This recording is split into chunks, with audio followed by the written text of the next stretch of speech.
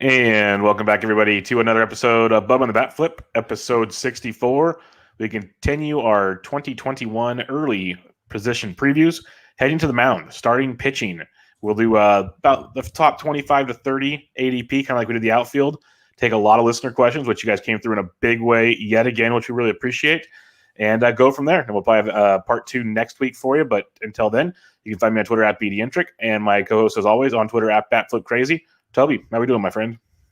We're doing pretty well, Bubba. Just plugging along. Christmas was really nice last week. A little bit different than usual, obviously. Wasn't able to spend it with the extended family, but had our little family here, and that was nice. The kids are excited. They got their respective toys. A lot of Playmobiles. I don't know about you, I don't know about our viewers, but I have like thumbs and injuries from trying to put together like Playmobiles in particular, where it's just like, you're like, come on. And they have these little things that actually like help you get the pieces together, but they actually like hurt just as much as like putting the pieces together. So I have some cuts and things like that, but it was great. It was wonderful. Good. So how about you?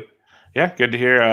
Just had a little small couple people, family, and watched the little one for her first Christmas. Just kind of take it all in, event overload. Like I said, telling you earlier, between all the two grandparents wanted to always hold her, or all the different toys that make noises. It was always something to keep her occupied while she was in between naps. Yeah. And that was entertaining, to say the least. But it was fun. It was definitely different, like you said, which kind of stunk. At the same time, it worked out. Everything was good.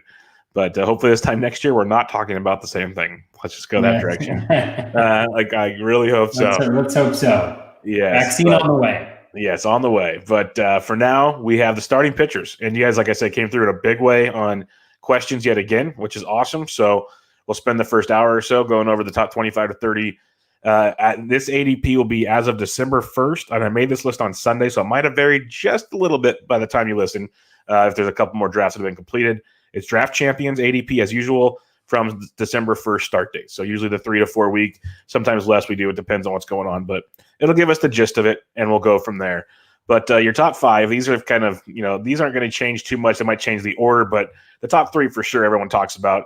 You have Garrett Cole, Jacob deGrom, Bieber, Bauer, Darvish. Cole's going around 5, deGrom around 7, Bieber around 9, Bauer around 15, and Darvish around 18. So that'll give you a little heads up there. So you got the 3 in the first round, technically Bauer's first round as well.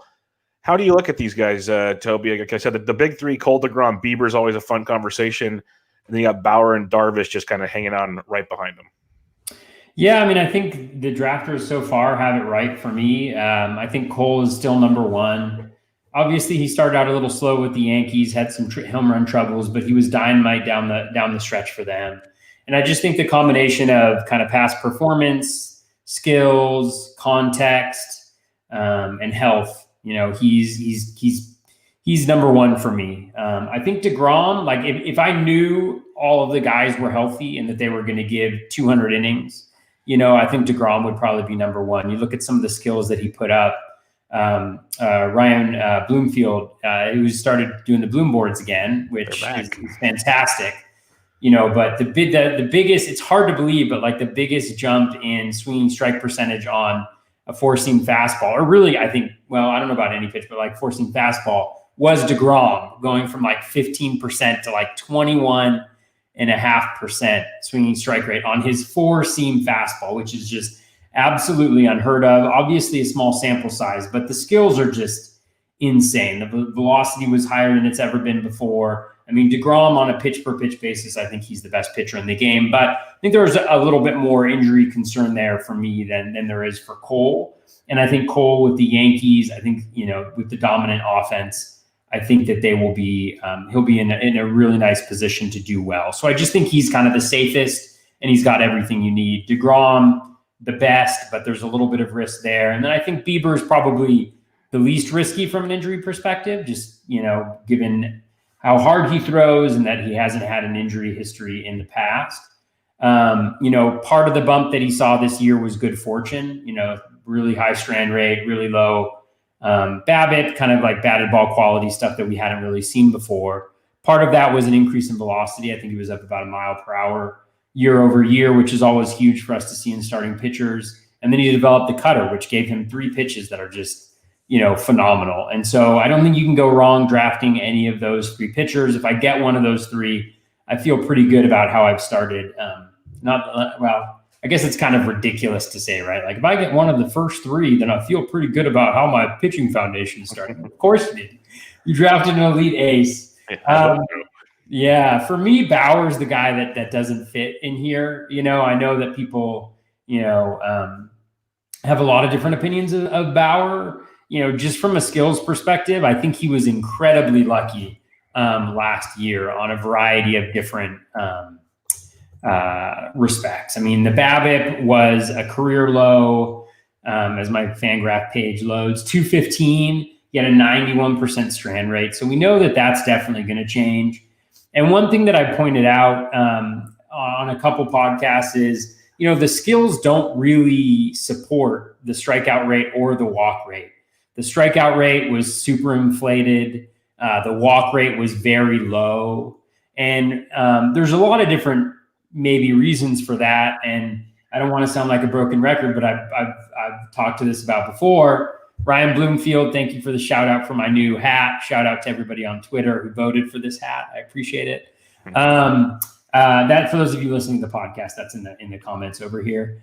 And then, but for Bauer, I talked about this before, and I think it's legit. Some people may think that it's like getting too deep in the weeds, but when you look at how he did on full counts, he did his career record in full counts is a 0.87 strikeout to walk rate. So essentially for every walk that he has 0.87 strikeouts. This year in the short sample, it was over 3, right? So over 1,000 innings of Trevor Bauer's career in full counts, he walked and struck guys out at a fairly even amount. This time he had 3 strikeouts for every walk.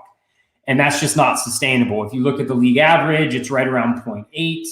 And so if you actually if you actually even that out to what he was throughout his career, you end up getting a slightly elevated K rate, which is reflective of some of the increased skills that he had last year, and a similar walk rate as well, because you assume that with the regression down in Ks, then you're going to get more walks as well.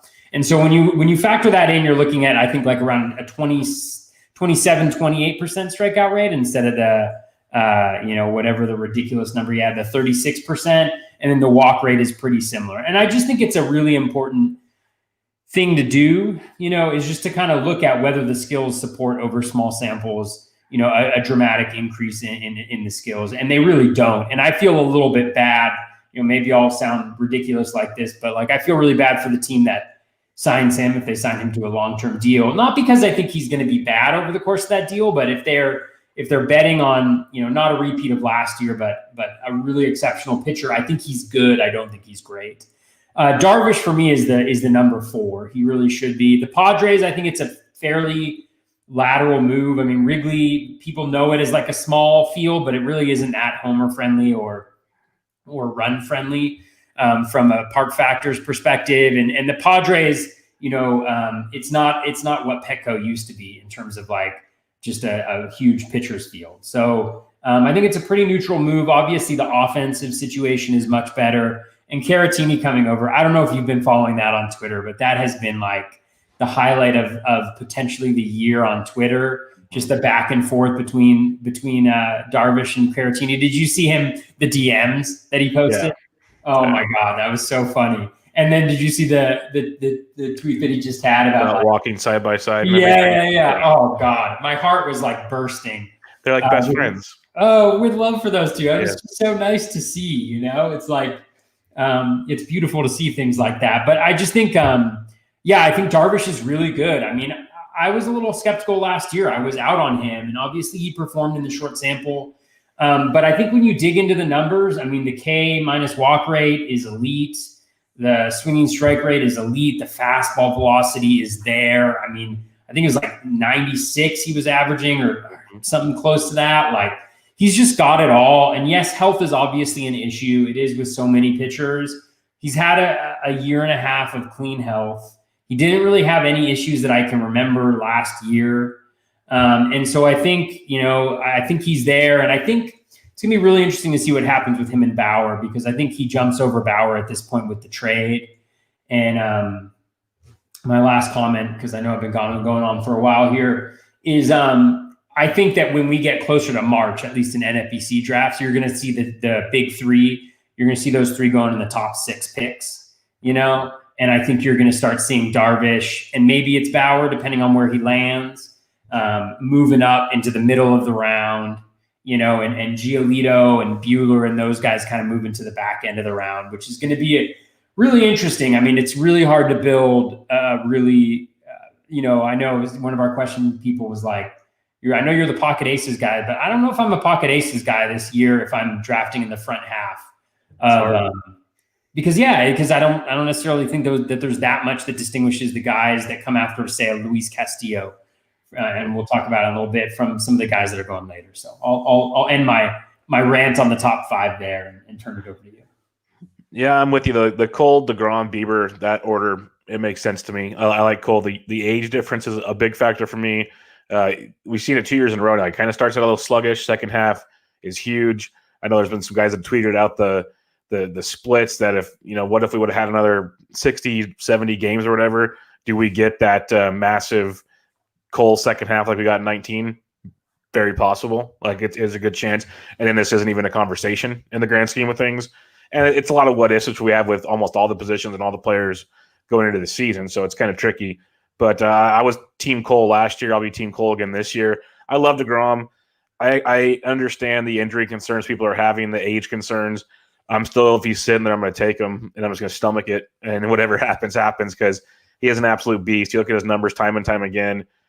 It's one of those that he hasn't had the serious injury, at least anytime soon, that scares me enough to go running away. Bieber's Bieber. I've voiced my opinion on Bieber. I respect who Bieber is. I think he's a very good pitcher. He deserves to be going here. He still, and I would draft him, but he still concerns me. He flirts with the edges so much. It's like if he's off at all, things can still get ugly. I know the velocity's gone up, which has helped a ton, because that was the big concern before. If he misses on the velocity's low, he's going to get hit around a lot. So that increased velocity, which people have talked about, like a mile per hour is all it takes, and that's a gigantic difference. It's just what if there's a little bump and things change?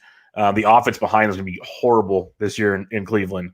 So you might get DeGrom 2.0, where you might have like a 2.5 ERA or better and get you 3 wins or something. Like it could be dreadful with Bieber in Cleveland. So that's just another thing to keep in mind there. And then I have Darvish 4 as well. Speaking of Bauer, it is interesting. I know Dave Petrozello mentioned it in the chat here, and I was checking it out beforehand. There's a rumor going around that teams are Bauer's looking for 5 to 6 years, about 35 to 36 mil a year right now, which kind of ironic when he preached all he ever wants for 1-year deals. So that's going to be interesting. His agent's out there on Twitter doing things that Bauer and company do. So the regime's out there, making their noise, which is always kind of entertaining and kind of like, okay, just do it now. It was fun early. Now it's just like, I've had enough, just do it. But yeah, Bauer's good. Like, you just look at his logs, like you talked about. It's like it's all or nothing with him. He's had good years. He's had mediocre years. It's a roller coaster ride with Trevor Bauer. And Michael Agetto said it from Pitcher List. Yeah, he's great, but if they ever crack down on sticky fingers, how good is he? So that'll be interesting to check out with Bauer as well. It's just a tough ask to bid on someone or purchase someone at that draft price. And I love Darvish. You mentioned some things there. I got done. It should be out on Wednesday morning, I think, at Rotoballer. I wrote kind of the fantasy impact of him coming over to San Diego. And it stood out to me, like you said, people understand the park factors. They assume Wrigley and Petco. Last year in 2020, Wrigley was the best pitcher's ballpark in all of baseball, the fewest runs allowed in all of baseball, and Petco was 10th best for pitchers. So it's not a huge gap, but it was a gap. Like Petco was almost more neutral, but Wrigley was like, if you do it like ones and average on the scale, it was like 0.77. So it was down there pretty good. And then in 2019, Petco was 3rd best, Wrigley was 6th best. So it's always been a pretty – people just think of day games with the wind blowing out, like here we go. But there's so many other wind blowing in games, the night games, like – it's actually a pretty pitcher-friendly ballpark, like you mentioned. I don't think a lot of people think of that. So that kind of stood out as this kind of neutral shift here. Except, the biggest difference for me is Central Division we talked about, pretty cake to pitch in. Going to the West, outside of the Dodgers and Coors games, probably not that bad either in the grand scheme of things. So I think he's going to be fine. The Caratini part's huge. In 2019, when Darvish made his switch, Caratini kind of became his regular guy from then on out, and he saw the cutter get used a lot more, the four-seam fastball get used a lot less, slider get used more. So he did a whole pitch mix change, and it carries over. You look at all the graphs and everything, it kind of is just in line with the progression of how great he's been. So I got no problem with Darvish. People are going to point to he's 35 years old, or he's going to be turning 35 years old. He's had injury histories, but to me, he had 2 TJs in 2015 and 2016. He really hasn't had a major injury since then. He's been pretty darn good since then. So I'll just be like, okay, you know what? He's figured it out. Let's go. So I'm with you there. It's Cole, DeGrom, Bieber. I got Darvish 4, Bauer 5. I just don't see myself drafting Bauer anywhere. I really don't. I don't think I'm going to take that gamble. Darvish, I will. I have had the conversation with people, though. It's hard when you see Darvish at the end of round 1. And yes, he's an elite type pitcher, but it's, do I go get a bat like a J-Ram or a shortstop or one of these guys and then go and get like a Lucas Giolito in the next round? Like things like that, a younger arm that we see it keeps getting better. That's more the discussion than does Darvish deserve to be where he's at to me. It's do these guys like you kind of mentioned, we'll talk about it here in just a second, like Walker Buehlers, the Giolitos, the Nolas, those guys that are coming up. Do you take maybe that younger arm that's been more established and really hasn't had any issues at all, if you do believe in the injury concerns, instead of you Darvish? So that's the fun part, which will be interesting to discuss. Yeah. It'll be an interesting playoff narrative too, with like Darvish and the Padres, after what the Dodgers did, if they were able to play each other, like that'll be a pretty cool narrative. I'm in case you're wondering, I'm rooting for you, Darvish, and the Padres. I should have worn my Padres hat. I wanted to wear my new hat. We're going to talk about a few Padres pitchers today. I think we're going to talk about like 4 of them today. They're in the top. That's how good the rotation is. It's crazy. They have that many top end, at least fantasy wise, pitchers. And one other thing on that narrative, Dan Richards from Pitcher List, he tweeted out a funny one because Snell got introduced on Tuesday via Zoom as a Padre, and he had some kind of the way you perceive Snell, probably jabs. I'm just gonna throw it out there. He mentioned he's looking forward to pitching for the Padres. He's looking forward to a coaching staff that lets his pitchers pitch deep into games. He's looking forward to being able to pitch past the 16 and prove to people he can pitch. He said that a few times. And so Dan Richards said a funny one. Oh, you can see it now. Padres, Dodgers, Game 7, NLCS. They let Snell go into the 7th, and he blows the game, and Dodgers go to the World Series. It's just it's karma to like the T of what's going to happen. So we'll see. But it was Snell doing the snark that we know Snell to be, which is I kind of respect at times too. Yeah, for sure. All right, 6 through 10 on the list. You got Buehler at pick 18.5, Giolito at 20, Nola at 23, Scherzer, who just keeps falling down to about 27, 28, and then Luis Castillo at 28. Where do you go with pick 6 through 10? Yeah, I mean, it's an interesting group. There's 2 that kind of stand out. Well, maybe 2.5 that really stand out for me. Buehler is tough for me to take. I think Buehler's great. He's really good. The situation is terrific as well. He's always been a slow starter, and I just wonder, we may get not a 60-game season, but we may be looking at a shorter season than the usual length if they push it out to a May start, something like that. But he's always been a slow starter. The skills aren't overwhelming. He's obviously very good, limiting hard contact with the fastball. He's in a great situation with the Dodgers. So he's really, really good. I just worry a little bit about the volume and maybe the strikeouts that he's providing compared to at least some of the guys that are going in a similar ADP range to him, like Giolito. I love Giolito. I'd have no problem taking Giolito in the back half of the first round. Let's say those first 4 for me. I mean, I have Bauer way behind, even the guys that we're talking about here. But if you have, if the first 4 go, I have no problem taking Giolito. I mean, if you look at the skills for Giolito, just absolutely off the charts. His in-zone contact, he's dominant in the zone. He's got 2 dominant pitches in the 3 dominant pitches in the slider, the changeup, and the fastball. The walks are a little bit of a concern, but I mean, if a guy has strikeout stuff, he has strikeout stuff. Elite swinging strike rates, dominated in the zone, as I mentioned before. He's been able to increase that O swing a little bit, get those chases outside the zone. I think that's the one thing that he's kind of missing right now. from being maybe even the top starter in the game is a little bit of that control, not walking as many guys, having some blowups. But after the slow start he was absolutely cruising before. And the context is good. I mean, the AL Central, some improvement with the Royals, obviously, with the Tigers, can't be as bad as last year. But the Cleveland is going to get worse. And even the Twins, I mean, they've lost two important pieces there. So and Eddie Rosario and Nelson Cruz, I wouldn't be surprised if he ends up going somewhere else next year. So, I just think that he's really, really good, really, really good. And all he needs is a full season to show that. And you're talking about a guy who I wouldn't, if he strikes out or is on pace to strike out 300, he would be a guy I could see achieving something like that. Next guy that I really like, Erin Nola. I don't have any shares yet of him. I haven't been able to draft him yet. I got an elite in my last draft champions. I had a Bieber Giolito start, which was kind of like a dream come true for me. But I really want to have some Nola as well. Obviously, the pitch mix change. He throws his fastball. I think it's like the third most frequent pitch that he throws after his changeup and his curveball, which are both really good pitches. High ground ball rate. He's been consistently good outside of that first half of last year. He's been very good. Phillies are a pretty good context for him to be in. They've added some more analytical guys to the staff, so who knows, they may be able to take him even to the next level. So maybe a little bit lower on the K rates, but the walk rates have always been pretty good for him. And so I think I really like Nola a lot as well. If I were to looking at these guys, I'd probably go. For the 6 through 10, I'd go Giolito, Nola, Buehler, and then probably Castillo would be after that for me. I was concerned about the control for Castillo, but he's been consistently good so far.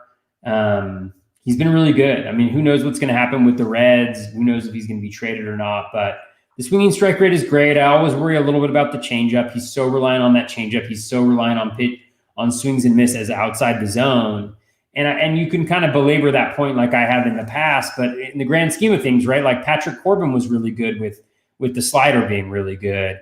And I want to say Castillo also was more dominant this year with his four-seam fastball, which I really like to see that. I think the swinging strike rate on that pitch jumped up. I want to say about 2%. I think it was around 11%. This is another test of my memory, which my memory is mediocre. But let's see what we got. Am I right? Oh no, a bigger jump than that. So his four seam had a 15.8% swinging strike rate on it, which is ridiculous. Now, obviously, I think there's some fallback on that, but when you have the dominant changeup at 23% swinging strike rate, you have two pitches above 15% in the four seam and the slider. I just really like it. And I do think there's upside if he goes to that four seam more. And the velocity's there. So everything for Castillo looks pretty good. Scherzer's the one that I'm kind of withholding judgment on. I really want to see what he's doing in spring training. The skills were still there. I mean, there was definitely some give in the skills, but they were still really, really good. I think the biggest concern for me was the drop in chase rate. I think it was clear when you watched him that he wasn't able to finish guys off outside the zone like he's been able to in the past. And that was a little bit of a concern for me. But if he comes back, if he looks good in spring, if the velo's there, if everything else is there, then I'll probably be willing to take him kind of where he's going right now. Just because he did have some what looks like batted ball luck, some bad batted ball luck, that brought him down a little bit. But he still got, great pitch mix, great repertoire. The velo was about where it's been in the past. So no reason to believe that he can't be a really good pitcher again. 1 year older, but again, a full off season to get in pitching shape. So that's kind of how I would stack up those guys 6 through 10. Yeah, no, I like, we're pretty much on the same page there as well. Buehler, I'm still very, very torn on. I love, going into last season, I predicted him to be the Cy Young winner. Didn't predict the blister, that's for sure. And that's the biggest thing is for me, he missed time due to a blister more than anything. So you'd imagine the arm's fine. You imagine he's fine. They even said last year going into this season he was doing pitching ramped up on the side. You'd imagine they're going to do that this year. Before last season, he was at 182 pitches. He's one of those guys like we talked about it before. And Odorizzi talked to Saris and the guys over at Rates and Barrels. They talked about how a lot of these veterans, they can take time off and then ramp back up. It's not like the younger guys. Buehler, sure, he's still younger, but to me, he's proven he can go to a certain level. That means to me, at least he can go like 170 plus. Like he can get back up there, assuming things work out right. The Dodgers are different, but the one caveat I will say with the Dodgers right now, when you look at their projected starting rotation right now, you have David Price, who's still up in the air. Is he coming back? You have Dustin May, who hasn't really proved he can be a starting pitcher that's consistently good. He's better out of the bullpen because he doesn't strike anybody out. You have Julio Urias, who's not that good. He doesn't strike anybody out. Like it's mind-boggling watching Dustin May. You got Julio Urias, who was phenomenal, longer stints out of the bullpen or after openers. He's probably a much better starter than Dustin May. But my point is, and you got Tony Gonsolin as well. So there's 6 pitchers there. Price is a question. May, Gonsolin, Urias, we'll see. But Buehler and Kershaw are the staples of that rotation. So as long as his arm's healthy and he's not getting blisters, he's pitching. That's the way I see it with Buehler. So I'm not as concerned as others are. I understand the concern, but I'm not there with Buehler. I think they know what they have in him and they need him. Because Kershaw's also in a full season. We've talked about it before. You're not getting what we loved to see last year. Kershaw's going to take steps back and miss some starts or innings or whatever. They need Buehler to be that guy. That if you look at the whole rotation there's where I plant my flag with Buehler when I think, okay, yes, I'd rather have Buehler than Bauer. That's for sure. I'll go that far. So that I'll go there. But then I agree with what you said, though. I'd rather have Giolito over Buehler. Huge Giolito fan. The gains he made last season, the strikeout rates, the better contacts. You mentioned the zone rates. Everything about him has gotten better and better and better. I think if you're looking at this conversation next offseason, I would not be shocked at all if Giolito's in the big 3 conversation or something along those. Like you said it, he has the makeup and the development curve, I guess you could say, to take that step to the next level of this guy's like a legit fantasy ace type player. So I like Giolito a ton. That's where I kind of prefer, and I think you feel similarly. Like you want the front end so you can go get your Cole or whatever.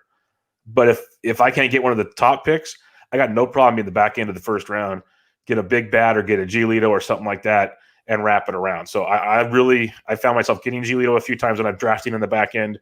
So I like that quite a bit. Nola's a guy I have nothing bad to say about him. I always feel uneasy with Nola, and then I look at his Fangraphs page, his Savant page, and he's consistently just putting up this awesome stat line by the end of the season.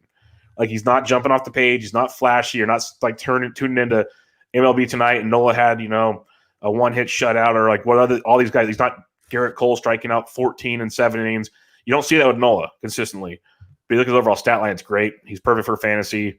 It's what you want in an ace. So I got no problems with him. Scherzer, I can't do it. He just reminds me too much of Verlander and company. I just can't do it. Like you mentioned, the velocity is going to be there. He's going to be great. I won't go that direction. And then Castillo, I absolutely love.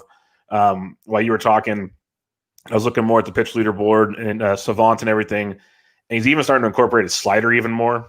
And his slider is just legit nasty. It's actually got the best like swinging strike rates and put out rates and all that. Well, not swinging strike, but like put away rates and all those things that you look at that are kind of secondary stuff initially, but kind of justify how effective that pitch is. It's just a matter of trusting him more and using him more because he still uses that changeup a ton, like you mentioned. Uses his four seam, a sinker that's kind of nasty. If he can keep elevating that slider up there, at least above the sinker, mix that in there as a good number 3 pitch, he could take another step. And I like Castillo quite a bit. He's a guy I'm looking at the back end of round 2s. If I didn't get a pitcher early, or if I'm trying to potentially get a pocket aces, I guess he could be a good number 2 there. It does kind of get a little murky after this, like you talked about, which we'll get to in a second here.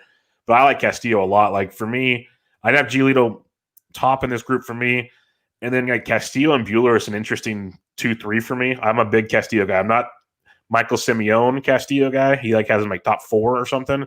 But I have him, I think I ranked him 6th or 7th for me. I like Castillo a lot. And then I'd go Nola and Scherzer to wrap up this range. But doesn't Michael have Glass now really high up there too, like top 2, I think, right?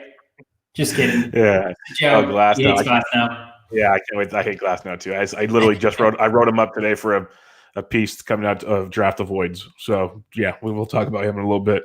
But yeah, that's how I look at picks 6 through 10. Let's get into 11 through 15 now. And you got Jack Flaherty coming at pick 31. You have Clayton Kershaw at just right behind, like 31.5. You have Brandon Woodruff at 34, 35. You have Zach Gallen at 39. And then on this sheet, so it has changed a little bit. We have Tyler Glass now coming up at pick 46. So 11 through 15, it gets pretty murky compared to the top 8 to 10 or so. So where do you stand here? Yeah, it's an interesting group. I mean, questions for a variety of different reasons. Obviously with Flaherty, I mean, I think with Flaherty, I was a little bit off him last year. I lucked out there. You know, the BABIP was so low the season before. And yeah, the 242 BABIP, the 83.3% strand rate. You know, so those luck metrics were a little bit off the charts for him. So I think some regression was coming. But I also think you kind of chalk up 2020 to just what a bizarre season for him. I mean, they all get COVID, and for some reason he comes back and he throws a shorter start, but there just didn't seem to be a plan there, or at least a plan that was executed effectively. So I think you kind of throw it to the side. I mean, even when you look at some of the underlying metrics, right? He actually had a higher swinging strike rate this past year than previous years. It was the highest he'd had. His whip was still good despite like those major blowups, despite having a high walk rate as well. You know, I think that is a little bit of a concern for Flaherty is the walk rate. Outside of 2019, it's been over 9.4% in each of his other seasons, 8.5% for his full career, which is higher than league average for a starter. So there's some concerns there, but he plays in front of a really good defense in a really good ballpark, and the NL Central is going to be god awful. Not that he's only going to be pitching against the NL Central, but I mean, I don't know if I forget who put the tweet out, but like the combined WAR of the different divisions, and the NL Central is just way behind, and nobody's really making any moves. They're making themselves worse right now. Yeah, they're really just giving in a very winnable division. So but he's still interesting to me. I mean, I think if he falls a little bit, I think if he falls into the third round, I think he's a really interesting go because I think he's a really good pitcher. I think he's really good. And despite like what happened to him last season. With Kershaw's interesting to me. I mean, Kershaw, I think you need to have a plan if you take Kershaw. You need to figure out how are you going to make up with the strikeouts because the ratios are gold. But when you look at Kershaw, I mean, last year he struck out, I think like 62 in 58 innings, which from your number one starter, if he's your number one starter in fantasy, like just it's not going to cut it, right? So maybe if you pair him with a Lance Lynn later on or something like that, you think about how that rotation fits together. I think that's how you have to think about Kershaw, but I'd be very hesitant to have him as my SP1 just for that reason. Would you be good with him being your SP2, like as a pocket aces theory? I think so, but I'd still want to think about, because part of the pocket aces thing is right. Like, I mean, let's say just like you get like a Darvish or Giolito or a Darvish, something like that. That you're talking about, 400 plus strikeouts, right? Yeah. And so it really gives you some leeway there with your later picks. So I think if you think about Kershaw and you're like, okay, I'm going to take him either as my number one or my number two. And then, you look at like a guy like a Lynn or, maybe it's like just thinking thoughtfully about like, I know that I feel pretty good about the ratios. I need to make sure that the Ks are going to be there. And again, with the Dodgers, I think you highlighted this a little bit, but I'm also a little bit wondering like, how are they going to handle now that they have the ring? How do they handle this? Does that change kind of the way that they handle pitchers or Kershaw's desire, like not his desire to go out every fifth day because everybody, desires to do that, but like the conviction to really do that. Because with him, I mean, I think that could be a really big issue. One thing to note too about Kershaw is he had a velo bump early on in the season, but it fell off. It fell off towards the end of the season. And if you look at like his last, I think it's like 5 or 6 starts, strikeout rate was barely above league average. Walk rate was low. So the K-minus walk rate was still really, really good. But if he doesn't have that velo that he had early on in the season, it could be a little bit of a mirage that, that strikeout percentage right now, even though it wasn't that good to begin with. So I have some concerns there. The guy that I like the most out of this group by a pretty wide margin is Woodruff. And, I was not into Woodruff. He was like a total bust for me last year. I felt like the peripherals weren't there, but when you get down to it, I mean, he's putting up the K rate consistently. He's very good. He's got the fastball. He's got the other pitches that are good enough, and he doesn't walk guys. He just does not throw balls. He does not throw balls. And I love that. A guy who can strike guys out. You have no concerns whatsoever about walks. And, I just think that I think he's really good. And I think you're starting to see that in drafts. I mean, he's pushing up, and he's going to be a mid-second rounder by the time it's all said and done, I think. But I really like him. I really like Woodruff a lot. Out of this group, he's the guy that I like the most. Gallen, I think Gallen is solid. I feel like when I think about the definition of solid, it's just like I feel comfortable with him, like 3.5 ERA, whatever it's going to be, like a lower whip, like 1.1 to 1.2, 10 Ks per 9. Like it all just feels like it's there, but I don't necessarily know if there's as much upside. Partially because I don't know. I don't necessarily see the upside. Maybe it's like the fastball just isn't there, just isn't good enough. And it's also, I think, the context. I think the D-backs aren't going to be very good. They're clearly selling. And so I'm a little bit nervous about what that looks like from his perspective. And then finally with Glasnow, I'm not really interested in Glasnow. I think the volume is a major question. The 2-pitch approach is a major question. He hasn't answered those questions for me. And until I see that happen on a consistent basis, I just really can't, I really can't go there. Even though like on a per start basis, I mean, we all know how electric this stuff is, but it's kind of like last year. I mean, what did his ERA end up as?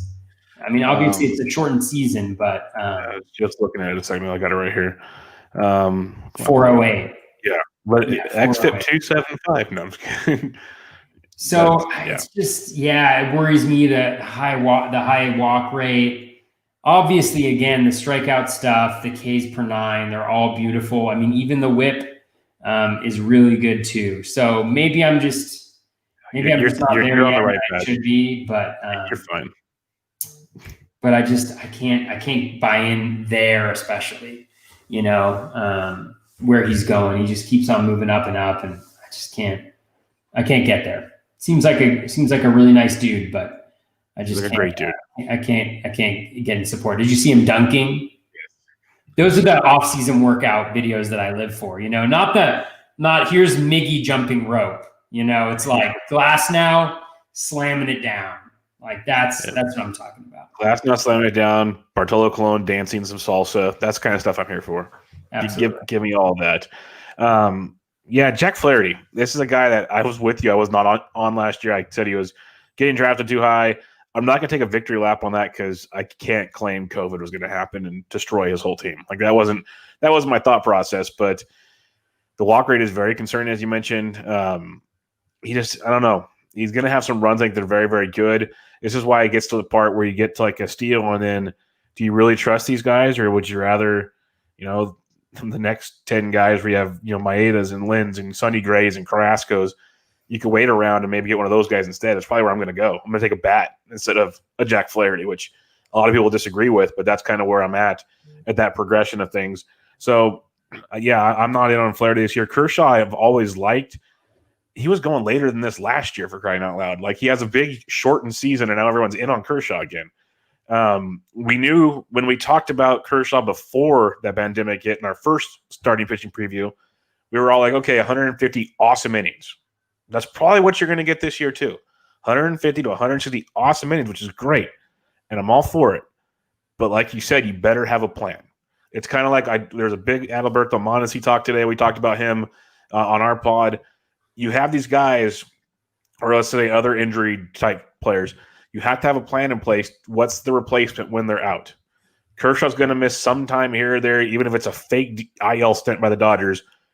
Do you have something that's going to fill in for this? Do you have other situations, just not enough fill in, like you said? Like, do you have a guy that's going to get you extra strikeouts or get the counting stats to fill for Kershaw? So that's a great point you make, because I'm not going to be the guy that says don't draft Kershaw, because I do think in a year where we're coming off 2020 and not all pitchers are stretched out the way we want them to be, like I do believe some of the big dogs are going to they're going to throw like normal.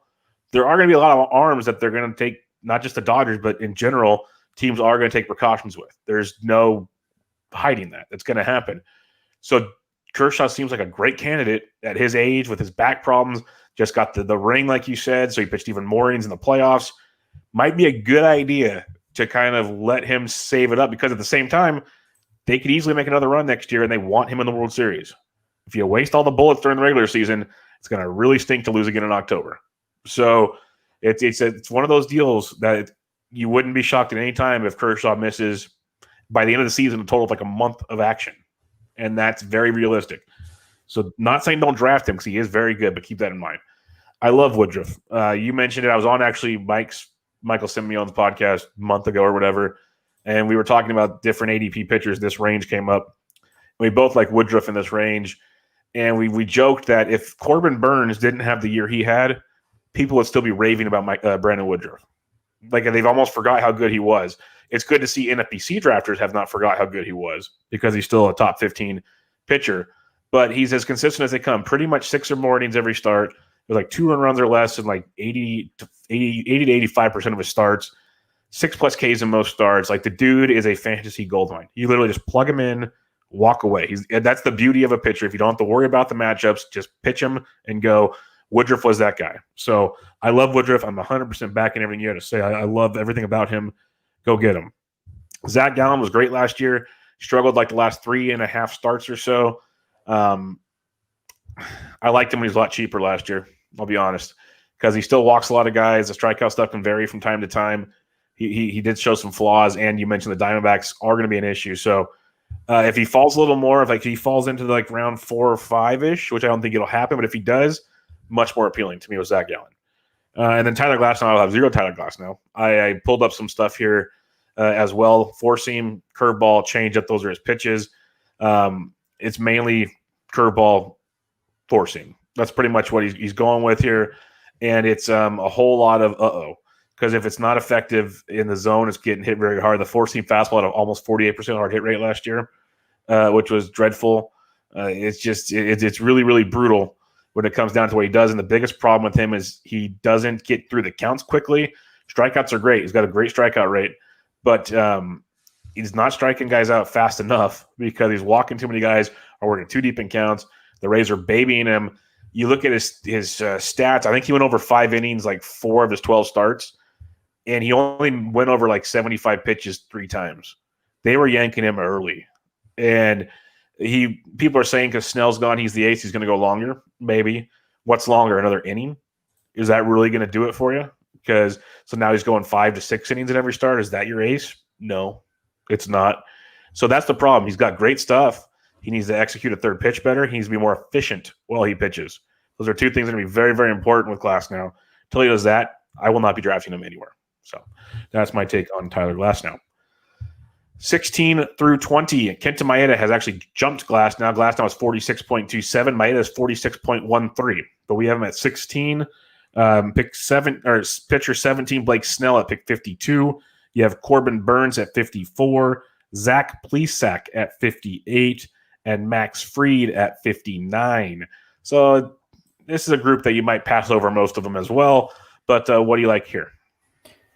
Yeah, I mean, this generally is a passover group for me. Not that I don't necessarily like them, but just with my general approach to pitching. So with Maeda, I think Maeda is really good. I don't think there's any doubt about that. The pitch mix change. He's got multiple elite offerings. You love to see that. I just have questions about the volume that we're going to get. He was also incredibly lucky with both the BABIP and the strand rates being way out of whack, I think, from where they probably should have been. And so I worry a little bit about that regression, and then I just worry about the volume, especially where you're drafting him in drafts, right? To be your, for some people it's their SP1, but SP2 range, and I just don't know if I trust it enough. But I like him. He's really good. He's a really good pitcher. I just think from what I expect to get from him this year, I wouldn't want to draft him where he's going right now. For Snell, again, he's I know a lot of people, I think his ADP is going to rise now that he's with the Padres, because people are going to expect him to go a little bit deeper in games. And that could be the case. The thing with Snell is when he had his most dominant season, there was obviously some luck involved, but he also had his highest fastball velocity. I want to say he was at like 96.5 miles per hour back in 2018. And progressively that fastball velo has declined. And as a result, the outcomes on that fastball have declined as well. And I think it helps, maybe the other pitches are dominant. Like he's got an incredible arsenal, but maybe it allows guys to hang in a little bit longer with him. And I think efficiency is a huge issue. It's not really that the Rays pulled him so early. It's that, he's not efficient with his pitches. He goes deep into counts. He walks a lot of guys. And so I don't necessarily know if that's going to change or not. So very good pitcher, and then there's also the volume question, right? I mean, he has 157 innings over the last 2 seasons. Injuries have been a major factor throughout his career. And so, do I want to mess with that in this spot? Maybe at the current price, but I think, where he's going to go, I expect him to start going in the third round pretty regularly. I got him in one draft where he went I think 54 or 56, and I felt pretty good. He was my SP3 at that point. So I felt pretty good about that one. Burns. Burns is a major volume question for me.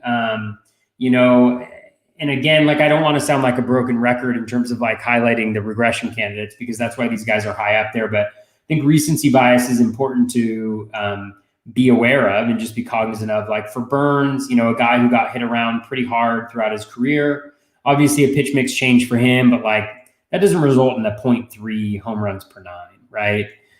His walk rate is a little bit concerning, well over 10%. And then there's the question of volume.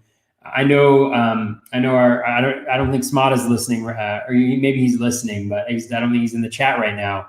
But I know Smada's a huge fan of his. I think the skills are there, everything there for him to be very good. He's also in the NL Central. I just worry about that regression coming, and I do worry, is he going to be able to go more than, say, 140 innings, something like that, in a regular full season? And that's enough questions like the walk rate, regression. I just have too many concerns still. Plesac is really interesting. A Dave McDonald favorite. I think there's lot to love about Zach Plesac's profile. What I find interesting is he actually lost about a mile per hour on his fastball, but was still more effective, because of pitch mix changes, I think. And so, I think he's really good. I mean, he gets a lot of strikes. The swinging strike rate was really nice, over 14%. Walk rate is really nice. He was one of the lower guys in terms of the percent of pitches that were balls, which is I think the go-to metric for me for thinking about where a guy's walk rate should be. And for those of you who have the forecaster, that actually has those in the player boxes. And they did a really good analysis in last year's forecaster, in the 2019 forecaster, that looked at kind of the correlation between percent of balls and other control metrics that we oftentimes look at. So I would highly recommend that people look at percent of pitches that is balls. And if you have any questions about how to do that, just hit me up on Twitter. I'm happy to share what the search is to figure that out on Savant. But I mean, the thing for Plesac, again, so many of these guys were up there, right?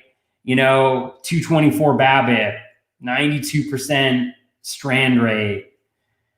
It's just one of those things where I think what's so hard about this short season, and what's just so hard about career seasons in general is you look at him and you look at the skills and you're like, oh, but the skills support this.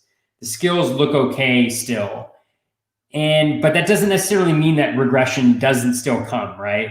And so that's my major concern with Plesac, and where he's getting pushed up in drafts. I just haven't felt comfortable snagging him at that point in time.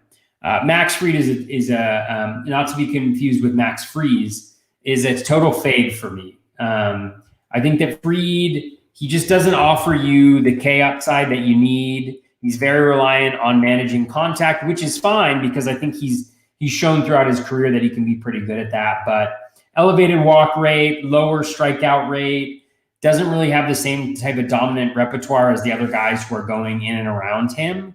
So he's a total fade for me. I mean, just draft like Ryan Yarborough at, whatever, pick 240, who's not going to be quite as good, but I think will actually be fairly decently similar, or Kyle Hendricks, like a bunch of picks later.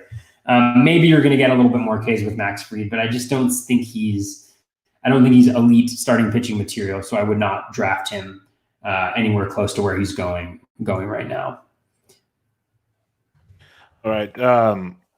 You mentioned Maeda. The thing with Maeda for me, kind of how you're mentioning, is I want to know exactly what the workload the Twins are going to give him, because it was like almost 6 innings and out, sometimes 7. They didn't let him go too deep into games. Pitch count would be like 90 to 100. They wouldn't push him. 6 innings every start's great, but if he's having any issues, then, well, there goes that. So that's my question there. He was like super efficient last year, not walking guys. Everything was like the perfect storm for Kenta Miata last year, and I'm wondering how much is a replication of that possible? And I guess it's pretty not very much. But like you look at Steamer, for instance, they have him projected to go with a 4.43 ERA instead of a 2.70. So with fewer Ks and more walks, which it makes sense. If he's walking more guys, probably in more trouble. Hence the blow up potential there with Kenta Miata. So that's definitely something I'd be concerned about with him. Blake Snell, I won't draft Blake Snell pretty much anywhere. That's one of my biggest issues with Blake Snell, is between not knowing exactly what the Padres are going to do with him. I think you tweeted out, and the Jeff Zimmerman tweeted some stuff out about third time through the order with Snell and different things like that. Those are interesting stats. And to me, he does have a lot of injury concerns for a young pitcher. There's been a lot of issues with Blake Snell. So I know I tweeted it, Alex Fast tweeted it, and some other guys that tweeted it. 3 years of a very affordable young arm that was a Cy Young Award winner. I know the Rays like to trade things, but 3 years of control to get back 4 prospects without any of the top prospects coming makes you wonder, do the Rays know something we don't know? I could be pure speculation, pure just being crazy, trying to justify my thoughts. But it just seems odd to be moving him this early. Usually you see deals like 2 years left, 1 year left, stuff like that. 3 years to not get a haul that you'd expect for a former Cy Young, like a really recent former Cy Young winner, seemed a bit odd to me. So that could just be me kind of trying to justify things, but not what I was expecting there. So no Blake Snell for me. Corbin Burns, you mentioned Smata loves him. I love Corbin Burns. I just don't think I love him enough to draft him where he's getting drafted at. That's my problem with Corbin Burns is the draft price for a guy that's probably not going to give you a ton of innings that you need at this point in the draft. That's the issue. So like we mentioned with Kershaw, you need a plan for Kershaw. You better have a heck of a plan for drafting Burns, because there's a good chance he gets really limited to innings, maybe even less than Kershaw. And that's always something to be concerned about. Plesac, now that's the guy that has my attention. Let's put it that way. When I look at a guy like Plesac, you mentioned the pitch mix changes. So while you were talking, I kind of pulled up Savant, looked at the graphs there. I pulled up the leaderboard now, and that's why I was kind of stuttering, because I was trying to get this page loaded up, because I wanted to see the difference in his pitch mix this year and how much was legit and how much wasn't. Because if you look at Savant, his four-seam fastball usage when he was using it, he's getting hit a ton. And then his changeup and his slider have been outstanding. Like the changeups batting average against was 125, where the slider was .069. like the WOBA .085. The slider is filthy. And it's really weird. Like, I'd love to really take some extra time to look into it now that you mentioned it. You look at his game logs and his pitch mix changes. The fastball was usually up there, but sometimes it dropped. The sliders and changeups, like there was really no consistency. Like we talked about how Darvish changed things and certain guys changed it, and then just kind of this is now the main pitch, so on and so forth. Plesac was fluctuating a lot. Like it was one of those weird deals. Like maybe he's in the bullpen and hey, this pitch working today, this pitch isn't. I don't know. But in the grand scheme of things, all things, no matter what reasoning behind it was, the four-seam fastball hit a ton. Like if it was in the zone, it was in trouble. He was very good at living on the outsides in the shadow area. That's what was helping Plesac a ton. So, and then it opened up the slider and the changeup, something we've seen with other pitchers, a la Bieber and company in Cleveland. So it'd be really interesting, a deeper dive on him. Like his slider deserved ERA, according to the pitch leaderboard, minus 2.14. That's how good it was. That's impossible. That's what I thought, but that's literally his deserved ERA for his fastball is 6.17, slider minus 2.14, changeup 0.13. So I'm not a rocket scientist, but just looking at that, like it's very similar on the rest of the numbers on how good they were. I might use the slider and changeup a little more. Just throwing it out there. If he does that this year, Dave McDonald's going to win again. Just going to throw it out there. Because just looking at how different these pitches are, that makes me actually – I wasn't willing to pay the draft price for Plesac because in my head I'm thinking he's getting rushed up there because of all the talk and all this stuff. But the more I look at these numbers, if he's going to give you, say, 160 to 170-plus innings, give or take, which Cleveland likes to pitch their guys. If they're pitching well, they're going to throw them innings. That's just how it's going to go. And he starts using that slider and changeup more, it's going to be a very good year for Zach Plesac. So that's very intriguing. And then Max Fried, I love Max Fried, similar to Gallen, much better value last season. Fried was very fortunate on the home run to fly ball ratio. Regression is coming in that regard. Still going to be a very good pitcher. Probably not at this point in the draft. There's some guys in the next grouping that I like a lot compared to Max Fried and company. So in this set, I got Burns, Plesac as my top two. Probably not drafting the other three. That's where I stand at this point in time. But sorry for the Zach Plesac. It's just very interesting. The more you dug into him, the pitch mix change was quite intriguing there. All right, 21 through 25. You got Lance Lynn at pick 61, Sonny Gray at 64, Carrasco at 65, Dinelson Lamet at 68, and Steven Strasburg at 73. How do you go about this group of five? What a group. That's one way to say it. That's for darn sure. I like the first three. The last three go. It's a fascinating group. I mean, Lynn, I like Lynn a lot because I think you know what you're kind of going to get. It's interesting because he started out the season so incredibly well, right? And we all remember. I mean, I remember. It lost me quite a decent amount of money. I think in the main, that blow up against the Astros is what seared into everybody's memory, right? Who had him last year, but he actually ended up being kind of pretty unlucky. So if you look at, 3.32 ERA, 4.19 FIP, probably as a result of the 1.39 home runs per nine, which is way above anything that he's really posted, outside of maybe one season, which was his first one back from Tommy John surgery. So, I mean, the K- walk rate was solid. All of the numbers were fairly solid. I think, there's some regression maybe in the BABIP that compensates, but with the White Sox, I think he's in a great environment. Obviously, the field isn't the best in the world, but I think that with the way that he pitches, I'm not super concerned about that.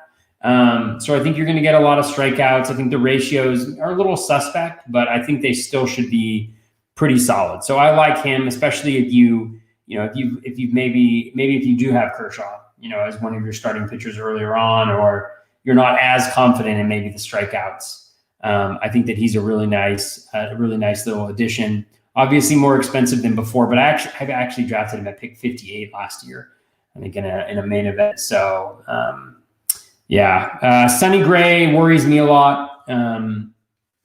He was really good at the beginning of the season, and then it all kind of fell off. If you look at across the board, fastball velocity dropped considerably. The walk rate it scares me a little bit. So I'm kind of off of Sonny, maybe to my detriment because he's been from a strikeout perspective, from a CSW perspective, like the guy is just he looks really good. But I worry about that walk rate a lot, and I worry about that diminishing fastball velocity. So it's also because Carlos Carrasco's here. I just think that he's probably, one of the better guys in terms of, just where he's going, I think, and where he can end up. Last year he was very good.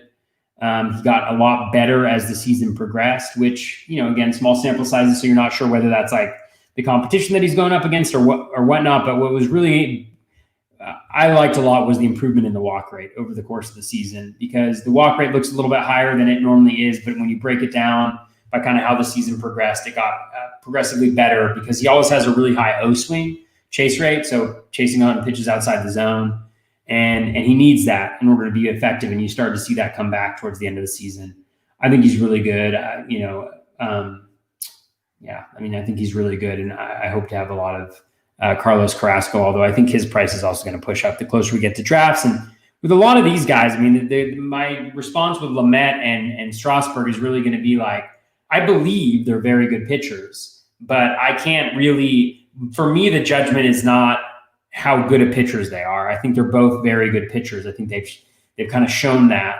Lamet obviously has a smaller track record, but ever since he came back from Tommy John, he's been nasty. But I can't tell you to draft him now, because I'm not drafting him. He fell all the way to like pick 110 in one of my drafts, and I didn't pick him because I already had 3 starting pitchers, and because it's all a question of whether he's going to be healthy or not. So I want to see a spring training. So he's the type of guy where right now, at this point in time, I'm off of him.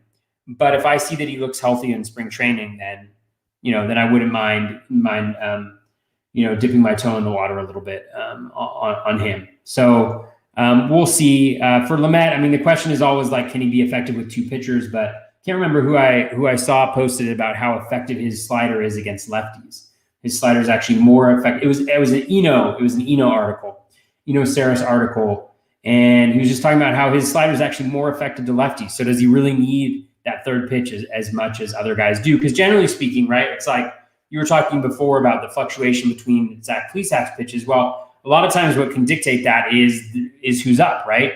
Righty, you throw your changeup against the lefty, and you throw that slider against the righty. So depending on what heavier batting lineup you're going up against, that's going to dictate maybe what your pitch mix is a little bit more. But for a guy like Lamet, maybe he doesn't necessarily need that. And he's also got the velocity on that fastball, which is just incredible. And he looked dominant. He was absolutely dominant all year long. So I feel okay about that. Same with Strasburg. Whenever he's healthy, he's good. Last year he wasn't healthy, but it wasn't like it was carpal tunnel. I don't know how that impacts pitchers as much, but it's not like a soft tissue issue, which I would worry about a lot more, like a forearm issue or, a shoulder or something like that.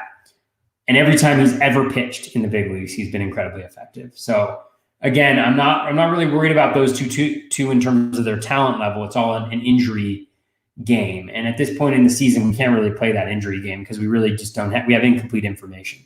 So for right now in drafts, I'm passing on them, but I could easily add them to my player pool if they're healthy in spring and there's still a discount.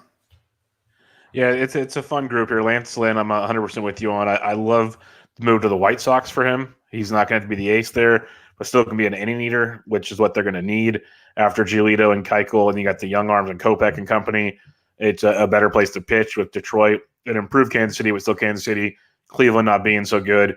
So, and Minnesota, they might be taking a step back as well. So I love Lance Lynn there. I think he's a great pick as an SP2, potentially SP3, depending on how you draft, which is really, really strong. Sonny Gray, similar sentiments. I know they're disbanding the troops in Cincinnati, which really stinks. But if Gray's still there, he still has his pitching coach and all the stuff that helps him be Sonny Gray. The development he's gone through the last couple of years. There's not many guys. You're going to see a lot of bloom boards, like you mentioned, that favor things Sonny Gray's doing. It happened last year. A lot of Sonny Gray there. Alex Fast will tweet out a lot of stuff. Sonny Gray shows up on a lot of boards involving things that we need, the swinging strike rates, the K to walk rates, the improvements here, there, whatever. Sonny Gray shows up on these lists, and he's just ridiculously talented. At this point in the draft, where you're getting him as an SP2 or SP3 is a very, very lucky situation here. So I like Sonny Gray a lot, and I love Carlos Carrasco, as you mentioned. Once he started getting healthier last year, started looking like the Carrasco of old. he's getting old, period, which is, always confusing. Every time I see his age, I'm like, he's really that old already? Well, yeah, he's in his mid-30s. Like, he's getting up there for pitching years, but he's still very, very good. He's still the elder statesman of that staff. They're going to let him pitch. They were letting him pitch once healthy, so don't think that's a concern. They really have no reason to limit his innings. Like, you could see them being, okay, please sack Bieber. Like, I'm not saying they're going to, or Savali, or one of these other young arms in McKenzie or something. Hey, we're going to limit you guys a little bit because we need to save you guys, which for trade bait probably, because that's what they're doing now. But Carrasco's going to pitch. He's going to pitch every fifth day he can. They're going to give him 100 to 120 pitches every time. And at this point in the draft, that's awesome to get. So I love Carrasco. I'm with you 100%. He's my favorite in this group. And then it goes Gray, then Lynn for me, actually. But Gray and Lynn are 1As, 1B type. They're really, really close. Lamet Strasburg, I'll be real quick here. I've said it on many shows. Lamet, I will not touch. The 2 pitches, I don't do that with these guys very often. I agree the slider's very good. I'm not going to disagree with that. But anytime he's been off, it's disastrous. We've seen that because he relies on the fastball. It's hit very, very hard. And more importantly, the injury concerns with him are just not going to work for me.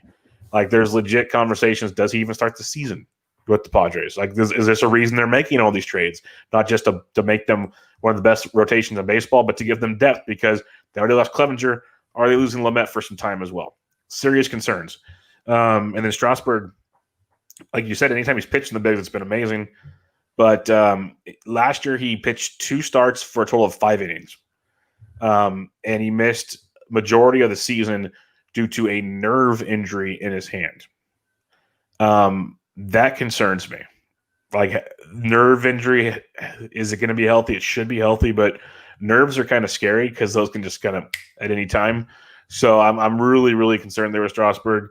I think I'll just pass at that point and go with some guys later on or figure something else out. So I love Carrasco. I love Gray. I love Lynn. I like them a lot. So I'll be trying to get one of those guys as an SP2, SP3, passing on the rest. All right, as we dig in to 26 through 30 to wrap up this round of starting pitcher, you got Hungjin Ryu at pick 78, Framber Valdez up to 82, Jose Barrios at 85, Kyle Hendricks at 86, and Zach Wheeler at 87. Good group here, actually. I like this group quite a bit. What do you like in here? I like Framber Valdez. That's kind of who I like in this group. Probably the only one that I'll have any shares of. Hyunjin Ryu has been really good for the last few years. I just cannot do it. I don't know why. I mean, and obviously Kyle Hendricks has moved up. We used to be able to rely on him at pick 150 plus, but for Ryu, I just can't do it. I mean, I think as I was diving in, so I faced like this dilemma of whether to get him or Framber, and Ryu actually had like a pretty good strikeout, per innings pitched. His strikeout rate was higher than usual. The walk rate also went out considerably. But then when I dove into it, I think I was looking at his, I just moved off the page. His CSW was actually really 27.3%. Like that's horrendous. It's like 1.3% worse than league average for Ryu. So I was kind of like, why is that strikeout rate so high? That's not good. And that's actually the worst that it's been in a number of years for him. And so that was a little bit of an issue. The increase in the walk rate was a little bit of an issue. And I guess it's just like buying kind of this ratios profile, although it's beautiful ratios profile. It's outstanding. So it's probably just a deficiency in me, but I just couldn't do it. I wanted to get Framber. So again, Ryu, he's a really good pitcher. He's been a really good pitcher. He's probably accurately priced, and I'm just going to miss out on him because I'm stubborn. That's not very good analysis, so don't listen to it, Framber I really like a lot because I think he has a combination of slightly better than league average strikeout stuff. He's got the great curveball that he can go to, but he's got 3 pitches that generate huge ground ball rates. He's above 60% ground ball rate. And when you pair a 60% plus ground ball rate with a better than league average strikeout rate and probably about a league average walk rate, I just think that there's a really nice floor there for him. He plays in a really great ballpark in Houston for a team that should continue to be really good. I think he's going to get the volume.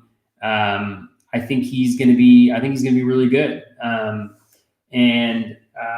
So I like him a lot. I have him a lot. He's probably my most owned pitcher right now. I think I have him in 3 or 4 out of 6 drafts that I've had, because I think as an SP3, I just love him as an SP3. Like, you get your 2 aces that have a really nice ceiling. And then I think just for where he's going, just a really nice combination of ceiling and floor. And I could just be making this up, but I really like that combination for him. That curveball is devastating. And it's the type of pitch that you can throw so often, because even when it gets hit, just nothing happens with it.